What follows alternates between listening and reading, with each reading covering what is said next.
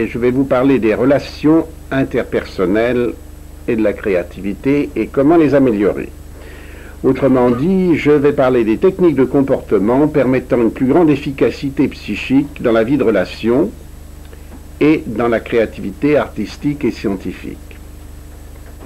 Bien entendu, ce sujet-là fait appel à toutes sortes de connaissances transdisciplinaires. Aussi, ne vous étonnez pas si j'emploie des mots de différentes disciplines. Notez ceux que vous ne comprendrez pas et puis vous me poserez des questions à la fin pour que je les précise si j'oublie de le faire en passant.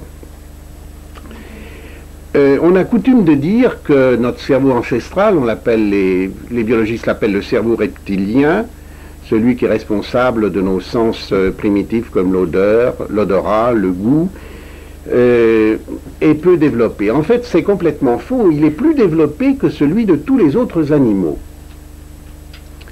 en valeur absolue comme en valeur relative par rapport au poids du corps ou au poids du reste du cerveau. Il est donc faux de dire qu'il n'est pas développé, simplement nous en avons perdu l'usage. Et dans ce que je vais vous dire aujourd'hui, nous allons retrouver ensemble un certain nombre d'usages qui s'étaient perdus, que j'ai retrouvés, que certains avaient retrouvés avant moi, bien entendu, certains n'avaient pas été retrouvés, j'ai eu la chance de pouvoir les retrouver. Et donc, nous allons développer ensemble des facultés que nous avons tous et que nous ignorons.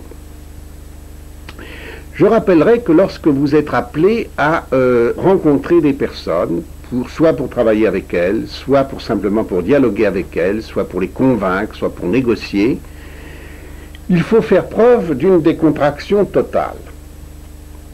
Il faut ensuite contrôler l'unicité de ses pensées, c'est-à-dire être capable de ne suivre qu'une seule pensée à la fois, de ne pas perdre le fil de son discours. Il faut rejeter toutes les pensées négatives.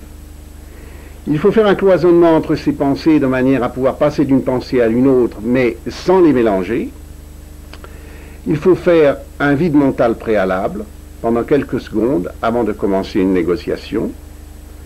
Il faut s'entraîner avant par l'autosuggestion consciente et la respiration consciente d'idées, 7 fois 7 jours, lorsque la chose en vaut la peine.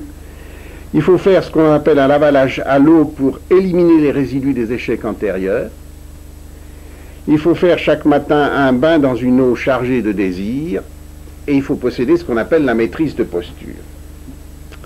Avant de détailler chacun de ces 9 points, je rappellerai qu'on se heurte souvent à autrui, sans le savoir, sans savoir pourquoi.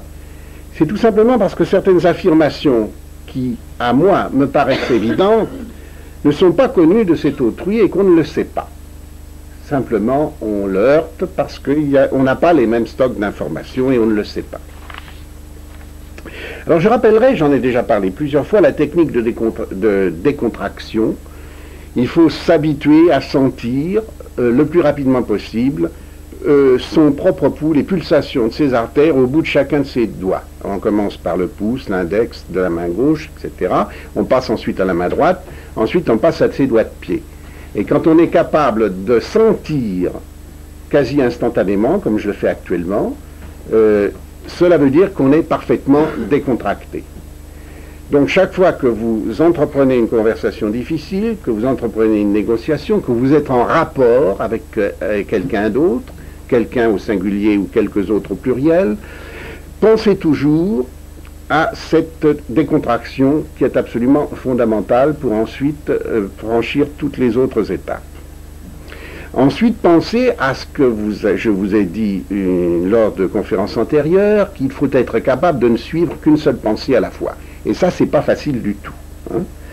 Alors, ça, c'est un entraînement de tous les jours, jusqu'à ce que vous soyez bien maître d'une seule pensée, et que vous ayez atteint le stade des 7 minutes, c'est-à-dire d'être capable de suivre pendant 7 minutes une seule pensée, sans perdre le fil, et sans vous laisser distraire par d'autres pensées, ou sans être gêné par un bruit extérieur qui viendrait rompre le fil de cette pensée. Et je vous assure que ce n'est pas très facile, c'est un entraînement, mais je sais que certains d'entre vous l'ont déjà entrepris, et j'attendrai que quelqu'un me dise « j'ai atteint les 7 minutes ».